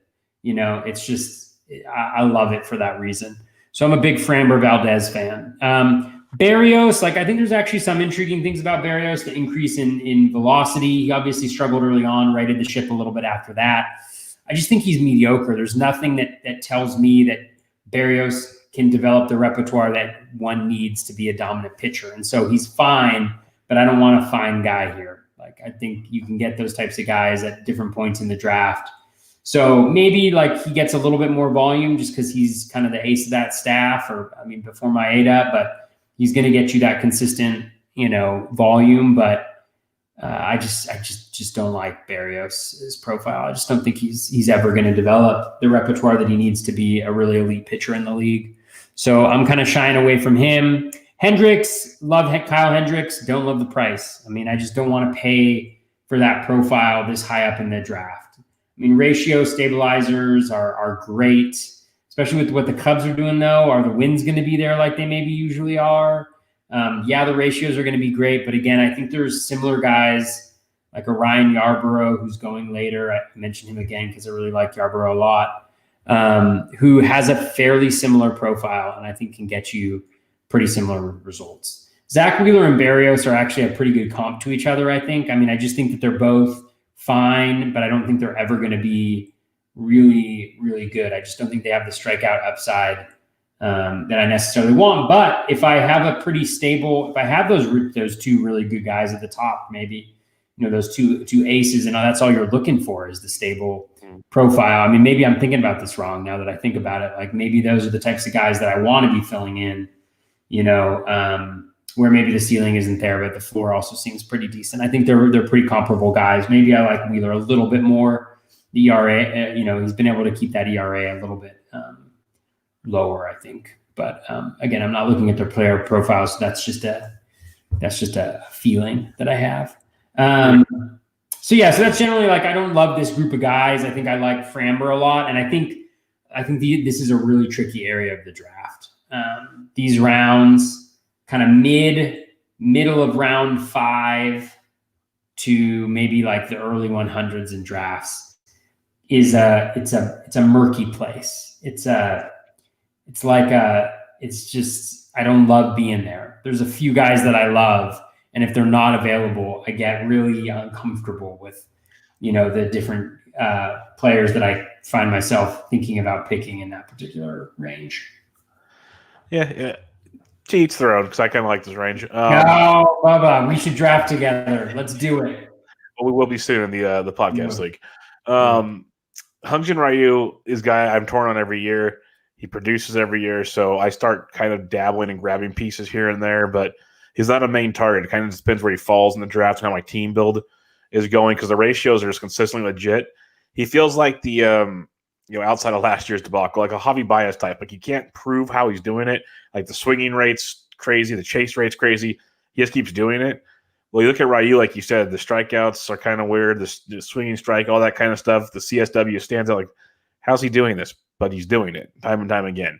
And so it's very interesting there. Not a go-to, a have-to-pick guy, but I'm dabble at spots with him. It makes it kind of interesting. Now, the guys I do love, I am in love with Framber Valdez. You're right there. I know a lot of guys are starting to get on the Framber train the more they dig into him this offseason. I was Team Framber. For anybody listening to any of my DFS shows last year, we pretty much pitched Framber Valdez every time out. And it was glorious because always underpriced, always underowned. It was just a beautiful scenario. I don't think it's going to be the same way this year. I have a hunch because people are finding out who he is and how good he is. But I love Framber Valdez. I think that's a great one to jump on at this point in time. I agree with everything you had to say, so I won't go any farther there. But Jose Barrios is a guy, I'm pretty sure if you listen to any preview I've done with Barrios in the past, it's going to sound very similar to this with a twist, is he's as consistent as they come. And this is kind of why you said it towards the end there that maybe you want to look at these guys. And this is why I'm starting to appreciate these guys. If you get those kind of aces early, and we keep going through the pitcher-player pool like after these guys, and it gets murkier and murkier with the kind of hit here and there, a guy like Barrios to me stands out as a guy. He's going to take the ball every fifth day. He's going to pitch you 5, usually 6+ innings every time out. His strikeout rate's 23% to 26% year in and year out. If you just look at his player praise, the home run per 9, the whips, the BABIPs, every stat there, they're all within a certain percentage point of each other. Like it's almost the same thing over and over again. Kind of what we used to love about Kyle Hendricks when he was cheaper. He's not now. Barrios is that guy. Now I think the bugaboo is when he came up, everybody said, okay, he's going to be this ace phenom. Well, like you said, he's not going to be that guy. He's not going to find that pitch. We just move on from that. What he can be is a very, very good SP3 in your fantasy staff. And I think that's where Barrios, that stability, kind of what I mentioned with some other guys like Woodruff and company, just plug him in every week. And he's pitching in the Central. So that's a big plus as well. So I'm buying in more and more on Barrios. I literally just took him in a best ball draft about 3 hours ago as my SP3. So I got no problem with Barrios this year. Hendricks is great, but I'd rather have Barrios, or I'd rather have Zach Wheeler. The thing with Wheeler, the reason I have Barrios over Wheeler is the divisions. That's just the tiebreaker for me. NL East versus AL Central is a big one. But I've always been a Wheeler fan. He has better ratios than Barrios, but Barrios has the better strikeout rates. Everything else, rather similar for the most part. Somehow Wheeler keeps the ball in the ballpark more, which is kind of surprising. But very, very, it was a great comparison you made. They're very, very similar with what they'll get you by the end of the fantasy season. I like Barrios for the higher strikeouts and the division more than Wheeler. Both phenomenal for me. I actually, now that you mention it, or now that I think about it, that draft I'm talking about, I literally took Barrios and Wheeler back to back. So I have them as my 3 and my 4. And in a best ball points league, it's even better because they're going to take the ball every fifth day and they're not going to crush you. And that's something I think is very important in like a best ball format, maybe different than an overall, where you might need that higher ceiling that they're not going to offer, where a Frammer can offer that. And Frammer was off the board as well, by the way. But Barrios and Wheeler, steady Eddies, I'm a huge fan of them. And I think that they might get overlooked by some. But I think as we go on next week and talk about the next 30 or so guys, it's going to be harder and harder to find the steady consistency that those two guys offer you. That if you get your ace or two, you take one of these two guys, now you have 3 just like guys you trust without a problem pretty much. Take more chances now in this kind of murkier session we're going to go get to. And that's where I like the Barrios and the Wheeler a lot more. All right. Listener questions. We have lots and lots of them, which is awesome as always. So let's get cracking on. We're going to burn the midnight oil here. Yeah. Well, you guys are too good with us here. Ross at the Shy Bears says he has a 30-team dynasty auction starting on Friday. Who are you? And it's a startup, brand new dynasty auction. Who are you targeting as the SP1 you pay up for in that format? So we know Cole, DeGrom, Bieber in a non-dynasty. Do you go after Bieber because of age? Do you stick with Cole? Do you have another guy? Who are you going after? Probably go Cole, Bieber. Yeah. DeGrom definitely takes the hit. Like kind of stuff we thought, definitely takes the hit in the dynasty part. I mean, because Cole he's what, like 31 or 30 or something like that? He's early 30s, yeah. We should look this up. He is 30. Yeah, he just turned 30. So he's still young. I mean, you think like, oh, well, but I mean, he's got till, and we see guys pitching 34, 35, 36. So you still got 4 to 6 years. You know, what I might do is have him this year and you know, ride that cool train, you know, this year, see how it ends up, and then maybe try to make a move after that, because I think he's going to be really good this year. But Bieber also, I mean, I think he's great. You don't really have as many concerns about injury. He's younger, really good. You know, Cleveland's not as good of a team, I think, for the next few years, but I don't think you can go wrong with either one of those. Or just split the money on those two and go get Framber and Plesac. Yeah. Yeah, I mean, or Giolito. Giolito's another guy. He'd be right up there with those first two for sure. Yeah. I'm with you there. Mark Gannon at MT Gannon 1 asks, I would love to hear a little bit about your process of going from steamer or Baseball HQ, et cetera, projections to how you rank starting pitchers. Lots of data out there, and curious about metrics you focus on and how you parse through it all. You mentioned some of it earlier. Do you want to go over that again? Sure, yeah. And shout out to Mark. Mark's a great guy. I've met him at First Pitch Arizona. So thank you, Mark, for the question. Generally, I don't really pay attention to projections for pitchers. I'm familiar with them. I'm aware of them, but I don't find that they're super useful. And I could be absolutely wrong on that, but there's just such variance year to year for most pitching performance that I just don't really care that much about them. I have a very skill-centered approach to analyzing pitchers. So what I want to know is swinging strike rates, in zone. So my strikeout metrics that I look at: swinging strike rate, in zone contact rate, CSW. They all capture kind of unique things. Like in zone contact is great because it tells you whether a guy can dominate in the zone. Swinging strike rate is also about domination, right? Swings and misses over pitches. And then CSW, there's some guys that maybe don't have the swinging strike rate, but they get a lot more called strikes than the average pitcher, like an Erin Nola. And you need to be able to understand that and see that and be able to look at it. Then I look at the control metrics, so things like, O swing is really important. So chasing on pitches outside the zone, not only for walks, but also inducing weak contact. I look at first pitch strike and zone percentage. I kind of look at first pitch strike, zone percentage, and O swing as a combination just to see kind of where they are compared to league average, looking for those guys that are demonstrating elite skills there. I also look at percent of pitches that are balls. And then K- walk rate is the one that you can kind of go to. And the thing that you'll find, go to a leaderboard and just click on those and look at the pitchers that show up, right? Those are the pitchers that we know are really, really good. And so part of it is just historically, where have these pitchers been? What have they done? What have the results been? And then looking at the skills and do they look like they're trending up? Do they look like they're trending down? What's really going on there? It's really focused on skills. I know I've mentioned it a couple times. I don't think about ERA. I don't really even think about WHIP. I think about if a guy is striking out a lot of guys and he's not walking a lot of guys, then that's really good, right? And there's only a certain number of pitchers that can do that effectively in the league. And so then you get into the middle and you're starting to look for those guys that maybe have a little bit of a higher ceiling. Maybe those guys who had a swinging strike rate that was higher or who underperformed or overperformed, where they are, and making adjustments to that accordingly. And I don't really rank pitchers either. It's not like I have like a list of pitchers, like this is the definitive order that I'm taking. I generally have guys that I've identified that are kind of on my list of pitchers that I really like. And I'm aware of when they go in drafts. And then based on where they're going in drafts, I know where there's kind of pockets of pitchers that I want to look to. And maybe I want to get, two of the aces, right? And then maybe I want to get one SP3 that's on the higher end of the SP3 spectrum. And then maybe I have my SP4s and my SP5s is where I'm maybe looking for a little bit more ceiling and maybe, So I think it's all about, individual pitchers looking at those strikeout and control metrics.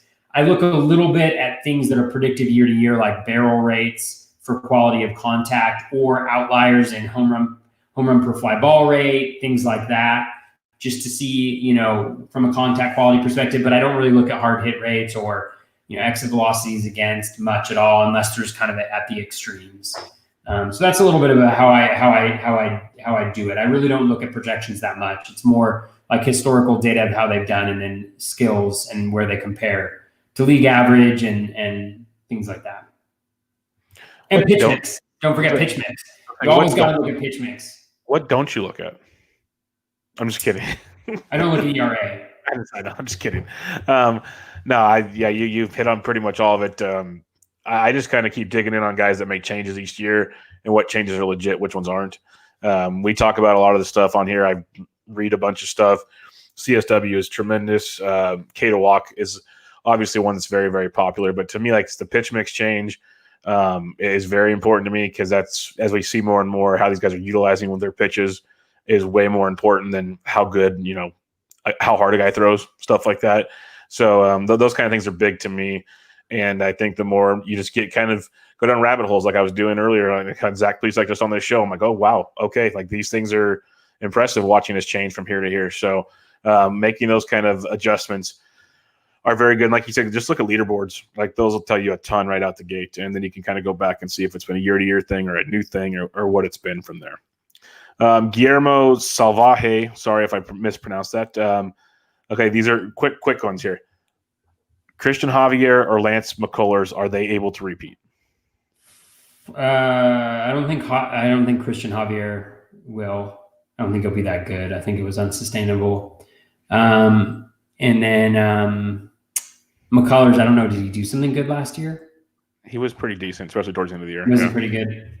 I never am really in on McCullers all that much. I think we talked about him in a previous show about there's reason to possibly be in on him, but I'm not. But I would go McCullers over Javier for sure. Yeah, I'm a big McCullers fan, so I'll jump back in on that one. Frankie Montas comeback? Maybe. His price is right. His price is right and worth the chance. I'll say that much. His price is right, yeah, and the splitter's still really effective pitch, I think, from just a skills perspective. So why not? Value on David Price or Luis Severino? For those of you who haven't been listening to the show that often, I am way down on Luis Severino. I have been for a while. So I'm not really holding out a bunch of hope for him. And then David Price, I mean, is he going to play this year? Yep. That's a major question, but I think if he plays, then I think he seems like solid value where he's going right now. Completely agree. Giolito going to be top 5? I say yes. You? I say yes, right on the dot. Yep. He's going to be in the number 5. Corbin Burns squeak into the top 30.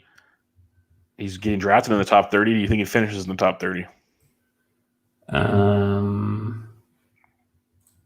I'd say yes.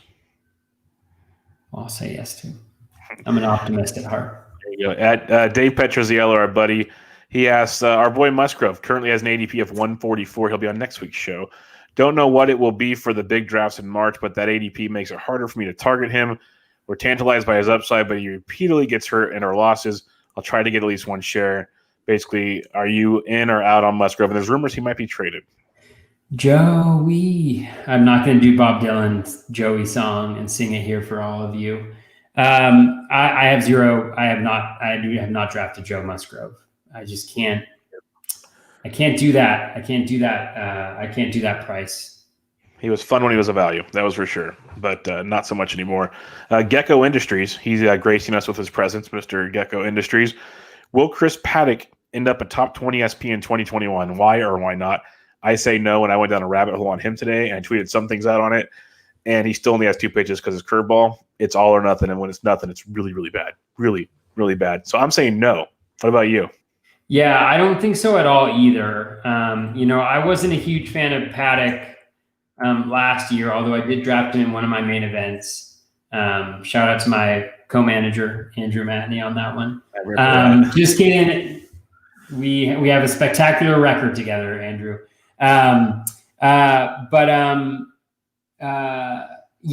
just don't think so. I mean, so we all thought he was super good, and we all said the command was there, and that was the reason why he was so effective in his rookie year. But 237 BABIP, he was already having contact issues with the 147 home runs per 9.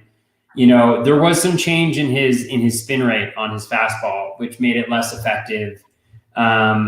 But again, even if he repeats 2019, then maybe he's a top 20 pitcher. He's probably a top 20 pitcher, but there's nothing spectacular there, right? Like the strikeouts weren't all that great. He does keep the walk rate low, which is really, really nice. And maybe he does something, but I just don't think he has the repertoire. Bubba, you mentioned the lack of a third pitch. That still continues to be an issue for him. And so I just don't think you can be as effective for that long. I mean, let me actually look at something really quickly. Like his splits. So first half, second half. Where on earth? So, and I know Gecko doesn't do he doesn't look at ERA either when he's doing his stuff. He wrote back to one of my tweets about that. But even when you look at Paddock last year, I mean, first half of last year, 2.84 ERA, second half 4.01 ERA, right? So it's just, I don't think he was ever as good as we thought he was. and maybe he'll change. But I think the thing is, I can't really expect him to change who he is as a pitcher and draft him accordingly, or have that as part of my expectation. And he would have to fundamentally change as a pitcher, I think, to be a top 20 guy. The one thing I'll say about Paddock, and I don't believe it'll be this year, but the addition of Yu Darvish and the pitches he can throw could help him a boatload in developing a third pitch. That's something that I think could be interesting, because we talk about how like Bauer throws guy stuff and other guys do. Darvish with 8 pitches, and then you even throw in Snell, who's a talented pitcher. You start getting these kind of minds, Clevenger's guy, like you get these minds around Paddock, that might help him a lot. And I'm the guy that's going to wait and see. I'm not going to take the chance on him because I really don't think he's that good yet. But I wouldn't be shocked if at some point this year or going into next season, we see a potential for Chris Paddock to get that third pitch going pretty strong. The next listener question we have here is from Trevor at FFCU later. He says, which Yu Darvish do we get in San Diego? And on what planet does Bauer repeat 2020? Not this planet. Does he repeat? So that's the answer to that first one. I mean, the thing about Darvish is he's always been pretty good whenever he's been healthy. It's just a matter of health. Like he's pitched in 3, 4, 5, 6, 7, 8 seasons in Major League Baseball. He has had an ERA over 4 once. 4.95 and an injury shortened 2018. He's had a whip. He had a 1.43 whip that season. Outside of that, 1.26 and a 1.28, 6 years ago is the highest that he's had. And I think the thing for me is the pitch mix is different, right? He's throwing that cutter. He's got a beautiful pitch mix. I mean, if you look at his repertoire, he's got all the skills. Like he has everything that you want. And then if you look at like whatever rolling average graph you want, like 10, 15 games, the K- walk rate is 25%. It's just elite stuff. So I think he's going to be really, really good. I think he's going to be phenomenal. I don't think there's a reason why he wouldn't be. And so I think he's tremendous. I think he's great.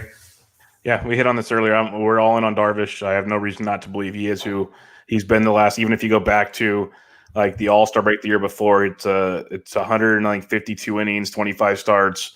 The number is still like a 2.57 ERA and an exit like low threes. Like the dude's been outstanding. So and his walk rate over that stretch is like 3.4 or something. Like it's stupid. So he's very, very good. And Bauer, we talked about that as well. Mike Curlin, our boy Sleepy K, he says, are you in or out on Dinelson Lamet, or as he calls them, Dinelson Lament? I'm out. I believe you're out as well. Yeah, I'm probably out.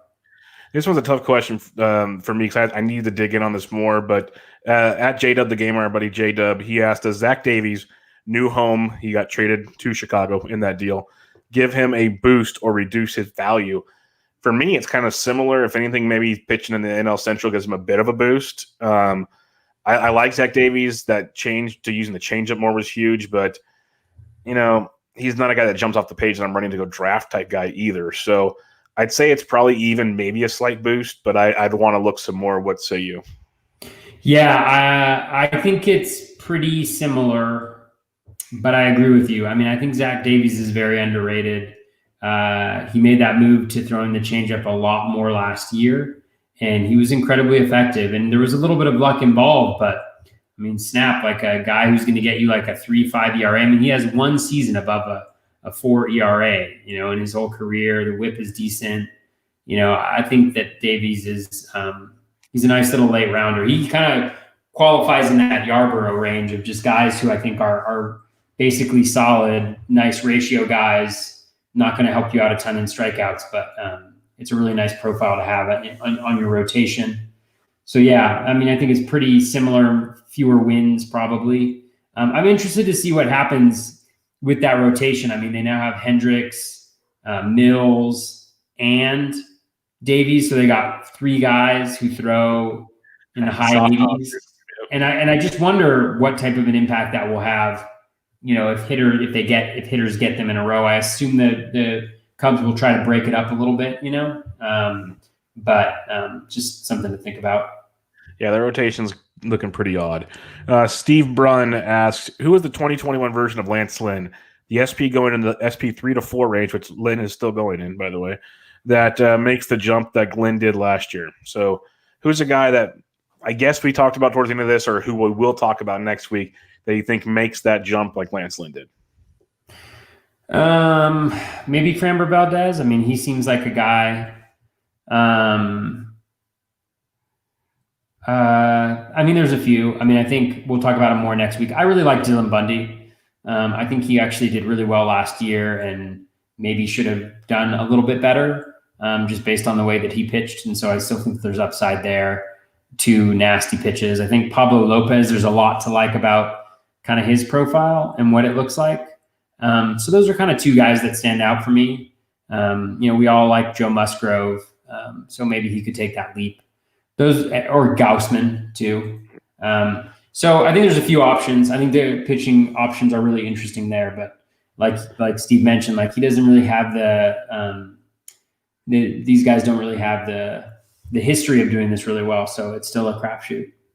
Yeah, I like the Framber call. And then 3 guys I wrote down that we talk about next week. I wrote down Dylan Bundy, Pablo Lopez, and then I'm buying more into Jesus Luzardo. The more I listen to Oakland talk about him, if they really do let him go like 160 innings, even in those innings, as good as he is, could take that Lance Lynn type jump. So I think that's very interesting.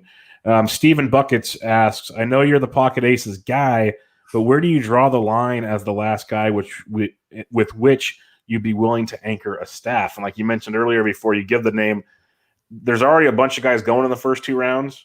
And come March, it's going to get really it'll be a bunch of guys going in the first round and a half. So it's going to make things pretty interesting. Where do you draw the line at your pocket aces?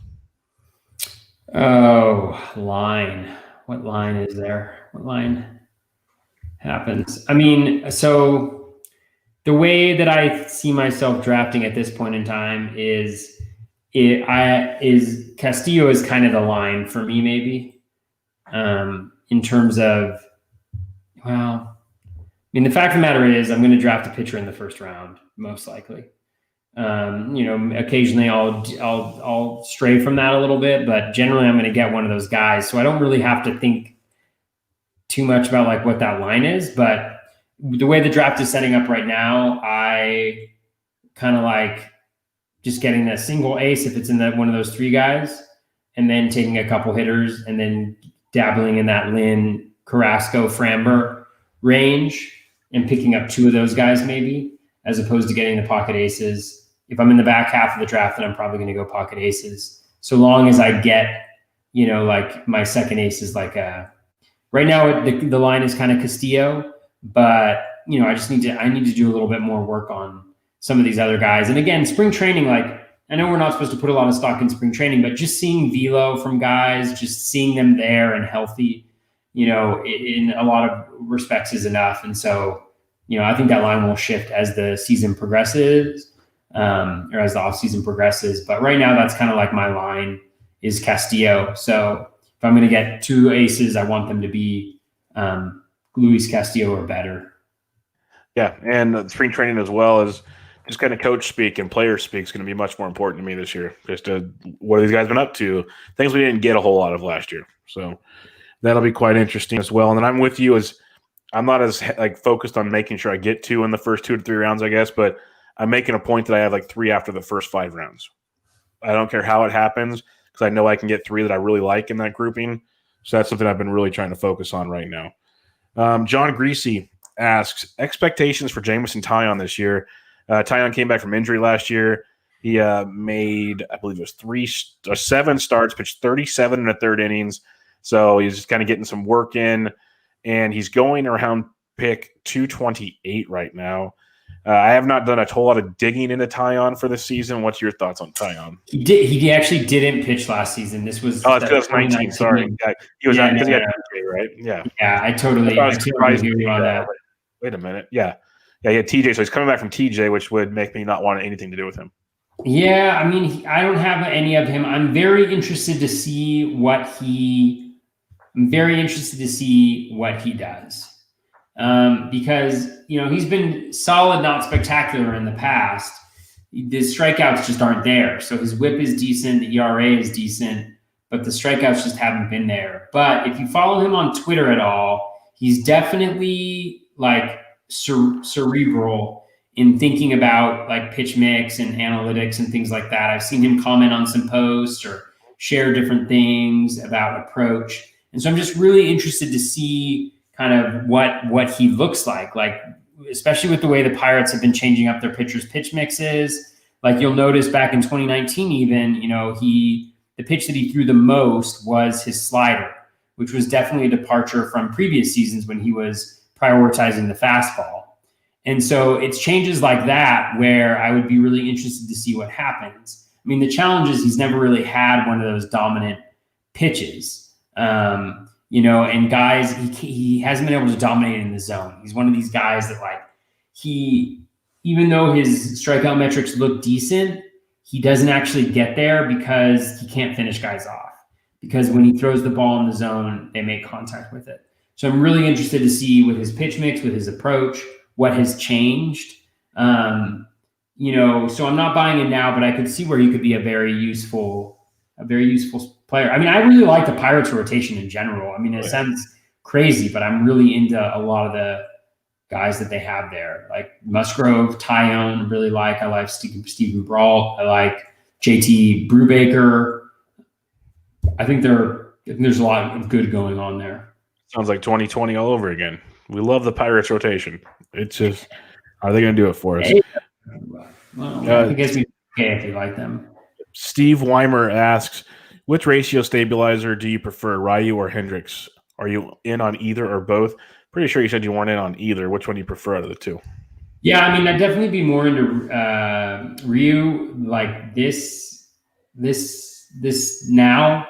I think with Hendricks, leave the Cubs just being in the middle of nowhere in terms of what they're trying to accomplish. I think I'd prefer to be on with Hyun-Jin Ryu, but I don't want either one of them where they're going right now. Yeah, Richard Sands asked, I just saw on Twitter, I know what post he's talking about because of the steamer values, that Nate Eovaldi should be ranked higher. How do you like him and James Paxton this year? He took them as picks, SB6 and SB7s in a recent best ball draft with myself, one of the ones I put on. So Eovaldi, Paxton, I'm always an Eovaldi fan just for the strikeout upside late in the draft. I'm not reaching to get him, but I see the appeal. It's just one of those guys, not like guys we talked about. You can't just plug him in and let him go.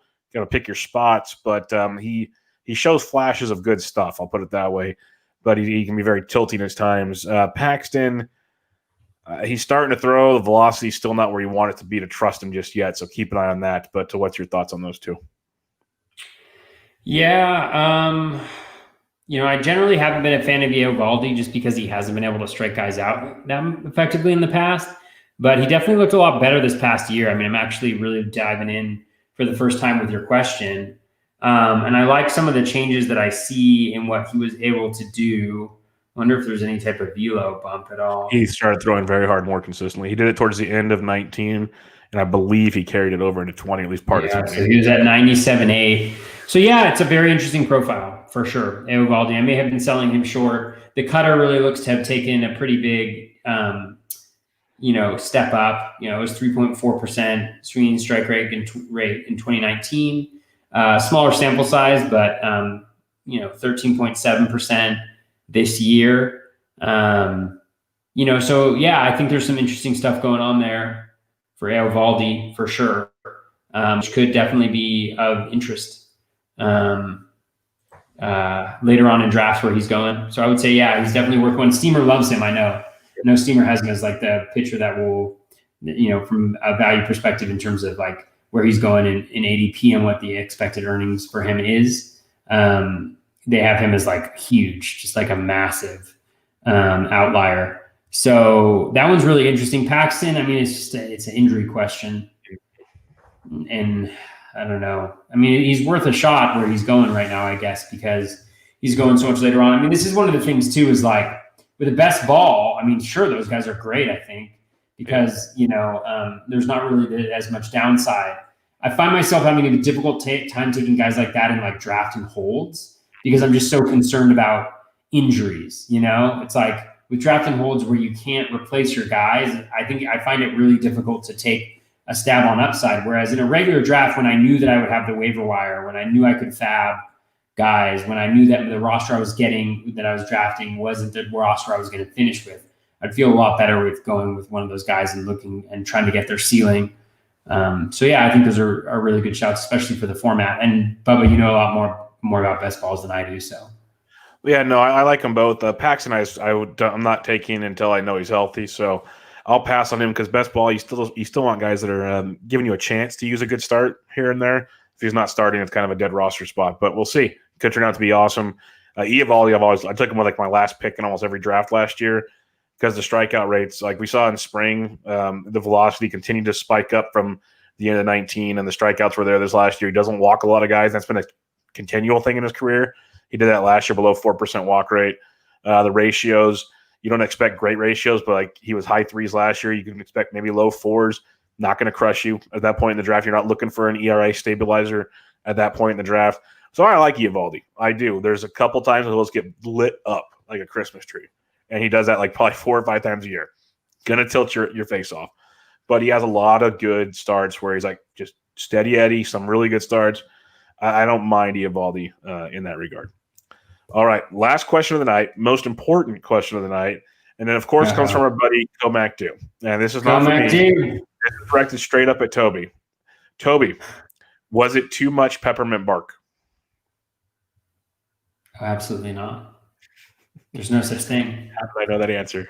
There's no such thing as too much peppermint bark. Peanut brittle, though, maybe. I'm on the fence with that one.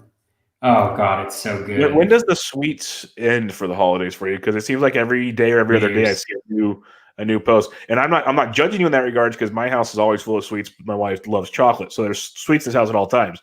But you're like on like the holiday sweets. Like when does this end? Yeah, New Year's. Okay. I'm gonna do no desserts in all of January.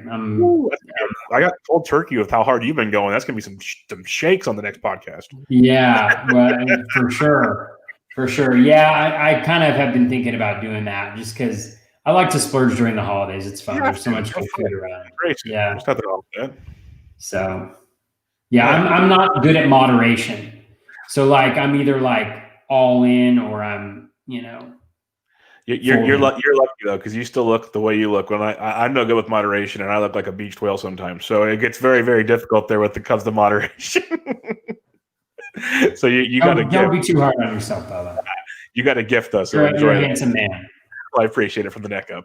But that'll wrap us up. SP1 in the books. We'll be back next week with the next 30 or so in the NFBC ADP. Any closing thoughts, Toby, as we are slowly getting through our early positional previews? Not really. I mean, I really look forward to our next. I love diving into kind of the later on, the pitchers going later, some of the guys going well beyond later, because I think that's where, with a lot of these guys, like it's like the Burnses of the world. It's like getting Burns last year was great. Mm-hmm. Getting Burns this year, you can afford, even if Burns ends up being really good, to miss on him. And because of where he's going, it doesn't really matter that much, right? That's not going to win or lose the league because he essentially, what he did last year was just incredible. So there's going to be some regression, hopefully, or not hopefully, but like most likely. And so the thing is like, he does that. And yeah, he's not maybe like a $20 pitcher. He's like a $25 or a $30 pitcher. That's very different than pick 300 plus and what he did last year, right? And so I think that's the key thing as you think about all this stuff is like, it's really not these pitchers that are going to win you or lose you a league necessarily. I mean, yeah, hitting on them is really important and all that jazz, but the guys that like are really good, like that really make that jump are the guys we're going to be talking about next week. So I'm excited to kind of dive into that and look at some guys who might be able to make that jump this year. Yeah, it'll be fun because with the weirdness of pitching, we kind of hit on already where the aces kind of drop faster and it kind of gets different murky sections. I know Justin and Sport call them the globs or whatever. The early drafts we've been doing, I know you've done some, I've done some. you can really make or break things with some of these pitchers. Like I know it sounds simple, it's cliche because it's obvious, but there's some groupings here that it's like, ew, okay, well, someone's going to come out of here. Who's it going to be? And that'll be fun to talk about next week because that does become quite interesting as we go on. But that'll wrap it up for this week. Check out Toby on Twitter at BatFlipCrazy. I am on Twitter at BDentric. This was Bubba the Bat Flip, episode 64. Catch you guys next week.